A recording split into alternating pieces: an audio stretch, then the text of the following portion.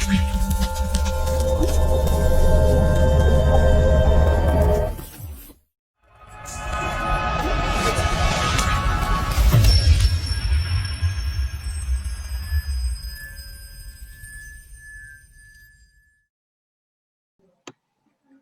Assalamualaikum warahmatullahi wabarakatuh. Perkenalkan kami dari kelompok 5 yang beranggotakan Fadilah Andini, Nadira Elia, dan Tasya Maulina Ferizal.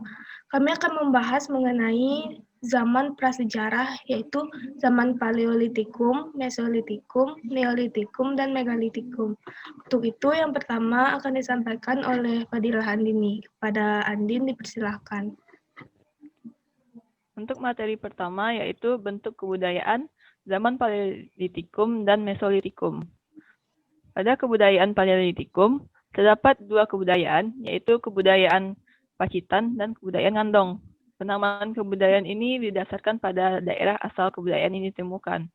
Untuk kebudayaan Pacitan, pada tahun 1935, von Koenigswald menemukan alat batu dan kapak genggam daerah Pacitan.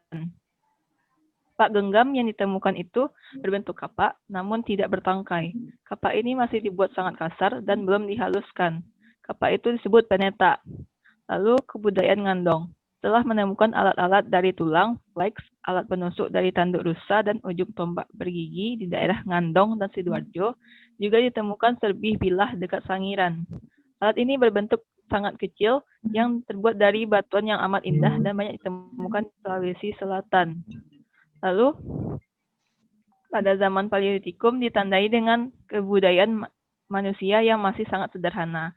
Ciri-cirinya yaitu seperti hidup nomaden, berburu, lalu menangkap ikan. Lalu yang kedua yaitu bentuk kebudayaan pada zaman Mesolitikum. Pada zaman Mesolitikum, terdapat 3 cara hidup, yaitu tinggal dalam gua, tinggal di tepi pantai, dan yang ketiga yaitu peninggalan berupa kapak Sumatera. Maksudnya itu 3 kebudayaannya. Yang pertama yaitu tinggal dalam goa.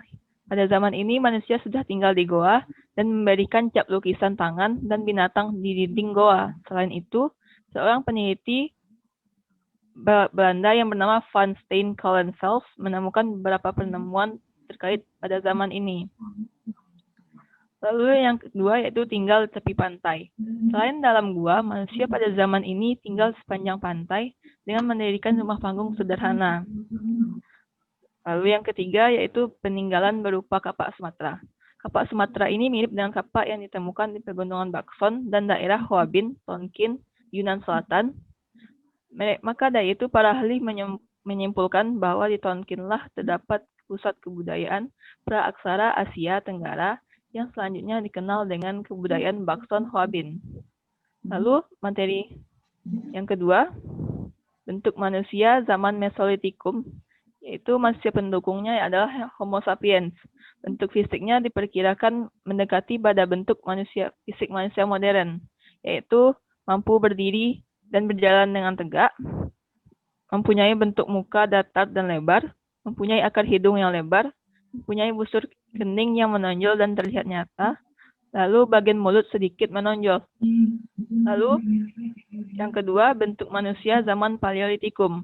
Yang pertama, manusia pendukungnya adalah Pithecanthropus, mana Pithecanthropus memiliki ciri-ciri bentuk tubuh dan anggota badan tegap, tetapi tidak setegap Meganthropus. Lalu alat pengunyah dan alat tengkuk sangat kuat, lalu bentuk geraham besar dan rahang yang sangat kuat. Lalu bentuk hidung tebal dan bagian belakang kepala menonjol. Lalu yang kedua, Homo soloensis, yaitu kening tidak menonjol, berdiri dan berjalan tegak, tulang rahang tidak terlalu kuat, dan tinggi badannya yaitu 130 sampai 210 cm. Yang terakhir yaitu Meganthropus, memiliki ciri fisik yang berbeda-beda, tapi cara bertahan hidupnya sama, yaitu dengan cara berburu dan meramu. Lalu hidupnya nomaden, itu terjadi karena keadaan alam. Lalu mereka hidup di daerah dengan sumber makanan yang cukup, misalnya seperti di tepi sungai. Lalu kehidupannya masih sederhana. Sekian materi dari saya. Kembalikan pada moderator. Baik, terima kasih kepada Andin. Materi selanjutnya akan dibacakan oleh Tasya. Kepada Tasya dipersilakan. Baiklah, materi selanjutnya adalah kepercayaan yang berkembang pada zaman Paleolitikum dan Mesolitikum. Paleolitikum, sistem kepercayaan yang dianut pada zaman Paleolitikum, yaitu animisme, dinamisme, serta pemujaan terhadap roh nenek moyang. Sedangkan Mesolitikum, sistem kepercayaan yang dianut pada zaman Mesolitikum, yakni animisme dan dinamisme. Yang pertama, kepercayaan zaman Paleolitikum adalah animisme, adalah kepercayaan bahwa setiap benda memiliki roh. Hal ini dapat dibuktikan dengan meletakkan tulang belulang orang yang sudah mati dalam goa. Sedangkan dinamisme adalah percaya bahwa setiap benda memiliki kekuatan gaib. Hal ini dapat dibuktikan dengan menhir. Pemujaan roh nenek moyang adalah percaya bahwa setiap orang yang mati akan menuju ke tempat yang lebih baik. Manusia Paleolitikum percaya bahwa setiap kejadian karena kemarahan nenek moyang, contoh ketika gunung meletus, mereka percaya bahwa penunggu gunung sedang marah, atau ketika gempa bumi, mereka percaya penunggu tanah sedang marah.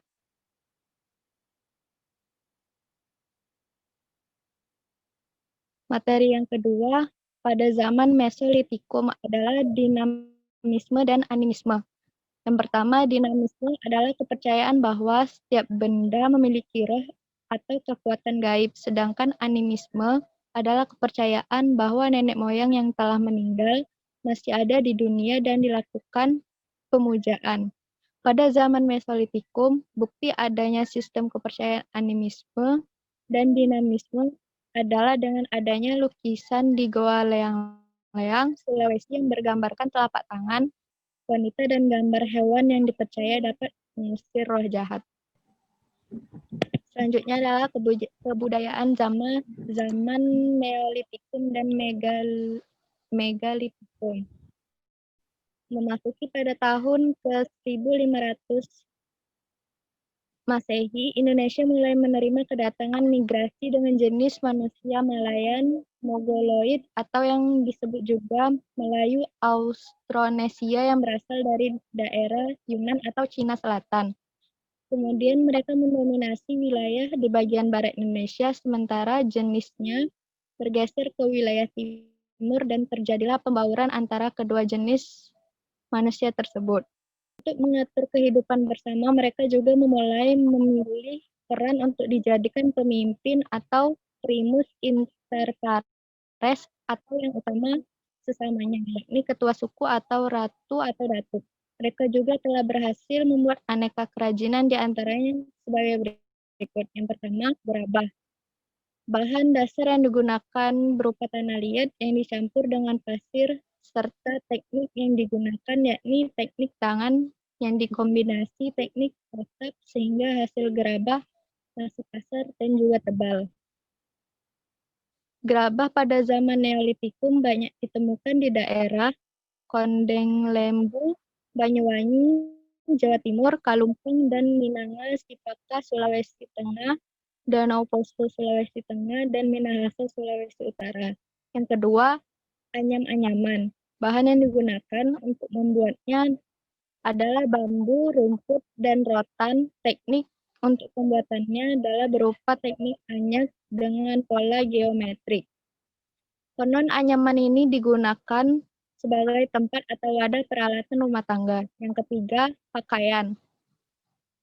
Berdasarkan temuan yang ditemukan di Ampah, Kalimantan Selatan, dan di Kalumpang, Minanga, Sipaka, Poso, Sulawesi Tengah yang berupa alat pemukul kulit, yakni alat tersebut digunakan untuk membuat pakaian. Pakaian tersebut dibuat dari tenunan serat dari kulit kayu. Bahan yang digunakan untuk membuat pakaian pada masa itu yaitu serat abaka atau sejenis pisang dan rumput boyo.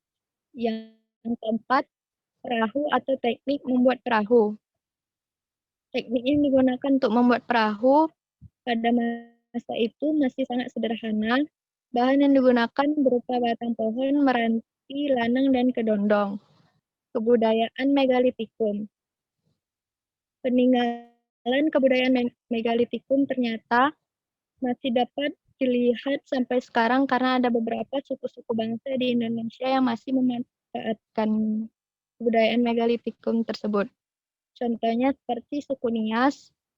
Adapun beberapa hasil kebudayaan pada zaman megalitikum yaitu menhir, dolmen, waruga, kubur batu, sarkofagus. Yang pertama adalah menhir, adalah bangunan yang berupa tugu batu yang didirikan untuk upacara menghormati roh nenek moyang. Yang kedua, punden barunda undak, adalah bangunan dari batu yang bertingkat-tingkat dan fungsinya sebagai tempat pemujaan terhadap roh nenek moyang yang telah meninggal. Yang ketiga, dolmen, yang merupakan meja dari batu yang berfungsi sebagai tempat meletakkan saji-sajian untuk pemujaan. Yang keempat, sarkofagus, adalah keranda batu atau peti mayat yang terbuat dari batu. Bentuknya menyerupai lesung dari batu utuh yang diberi tutup. Yang kelima, peti kubur adalah peti mayat yang terbuat dari batu-batu besar. Yang keenam, arca batu. Arca atau patung-patung dari batu yang berbentuk binatang atau manusia. Yang ketujuh, waruga. Waruga adalah peti kubur peninggalan budaya Minahasa pada zaman megalitikum. Budaya megalitikum di Indonesia adalah Pasema. Pasema merupakan wilayah dari Provinsi Sumatera Selatan, berada di kaki Gunung Bintang. Yang kedua, Nias. Rangkaian kegiatan mendirikan batu besar atau dolmen untuk memperingati kematian seorang penting di Nias pada awal abad ke-20. Yang ketiga, Sumba. Etnik Sumba di Nusa Tenggara Timur juga masih kental menerapkan beberapa elemen megalitik dalam kegiatan sehari-hari. Selanjutnya saya kembalikan ke moderator. Baik, yang selanjutnya saya akan membacakan materi mengenai bentuk manusia pada zaman Neolitikum dan Megalitikum. Yang pertama, pada masa Megalitikum,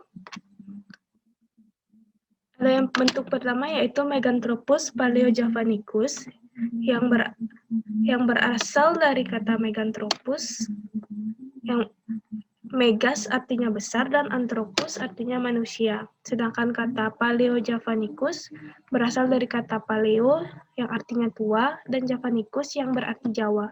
Jadi kedua kata ini artinya adalah manusia lebih besar yang berasal dari Jawa dan lebih tinggi di Indonesia. Ciri-cirinya adalah makanannya terdiri dari tumbuh-tumbuhan, memiliki tonjolan tajam di belakang kepala, tulang pipi yang tebal, kening yang menonjol, memiliki otot untuk mengunyah, memiliki gigi, rahang yang besar dan kuat, terus memiliki postur tubuh yang gelap. Yang kedua adalah Pithecanthropus erectus, artinya itu adalah manusia yang berjalan dengan tegak. Menurut penelitian, mereka hidup dengan berburu, mengumpulkan makanan, dan juga nomaden, berpindah-pindah untuk mencari makanannya tersebut. Ciri-ciri mereka adalah otaknya bervolume 750 sampai 1350 cc, tinggi sekitar 165 sampai 160 cm, postur tubuhnya tidak setegap manusia purba lainnya, tapi dia memiliki gigi geraham yang besar dan rahang yang sangat kuat. Juga mempunyai hidung yang tebal. Selanjutnya adalah ras pada zaman Neolitikum, yaitu Melayu Tua. Ras Proto-Melayu Tua adalah ras yang berasal dari Yunan dan proses penyebarannya itu ke wilayah Asia Selatan dan Asia Tenggara. Dimulai dari antar suku, lalu suku tersebut mempunyai bencana alam yang membuat mereka harus pindah. Dan contoh dari suku-suku ini adalah suku Mentawai, suku Dayak, suku Toraja, dan suku Batak. Terus selanjutnya adalah Selanjutnya adalah kepercayaan pada zaman Neolitikum dan Megalitikum.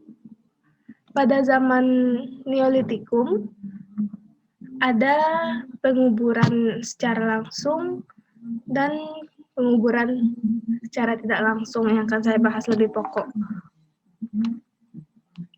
Yang pertama, penguburan langsung. Mayatnya dikuburkan sekali, yakni dikubur langsung di dalam tanah atau diletakkan dalam sebuah wadah atau peti, kemudian dikubur dan mengikuti upacara. Cara pelaksanaan upacaranya ada dua, yaitu membujur dengan terlipat atau meringkuk. Mayat dibaringkan mengarah ke tempat roh atau arwah para leluhurnya. Contohnya kalau misalkan banyak tempat yang mengarah ke puncak, maka mayatnya akan diarahkan ke situ. Adapun bekal untuk sang mayat dalam perjalanan ke dunia roh berupa seekor anjing, unggas, dan manik-manik. Biasanya dijumpai di kawasan Anyer, Jawa Barat, dan di Pelawangan, Rembang, Jawa Tengah. Yang kedua, penguburan tidak langsung. Biasanya ditemui di daerah Melolo, Sumba, Gili Manuk, Bali, Lesung Batu, Sumatera Selatan, dan Lomblen, Flores di NTT. Cara penguburannya yakni awalnya mayat dikubur secara langsung di dalam tanah tanpa diikuti dengan upacara tertentu. Setelah mayat diperkirakan berubah menjadi kerangka, makam digali lagi, terus kerangka tersebut dicuci, diberi hematit untuk persendian, lalu diletakkan ke tempat tempayan atau sarkofagus. Kepercayaan ini menyebutkan bahwa seseorang yang telah meninggal, jiwanya akan berada di alam roh, serta setiap orang yang memiliki tempat berbeda dengan orang lain. Perbedaan tempat tersebut ditentukan dengan amal perbuatannya yang dilakukan di dunia selama dia hidup. Terus, kepercayaan pada zaman Megalitikum. Zaman ini menganut sistem kepercayaan animisme, dinamisme, dan totemisme. Animisme itu percaya pada roh. Jadi, roh ini dianggap memiliki kekuatan untuk melancarkan kegiatan manusia. Yang kedua, dinamisme. Mereka itu percaya bahwa roh dan juga makhluk halus menempati benda-benda tertentu. Jadi mereka menganggap sesuatu benda itu menjadi keramat. Yang terakhir adalah totemisme. Menganggap bahwa hewan mempunyai kekuatan tertentu seperti menganggap harimau atau elang mempunyai kekuatan tertentu. Sekian presentasi dari kelompok kami. Terima kasih untuk perhatiannya. Assalamualaikum warahmatullahi wabarakatuh.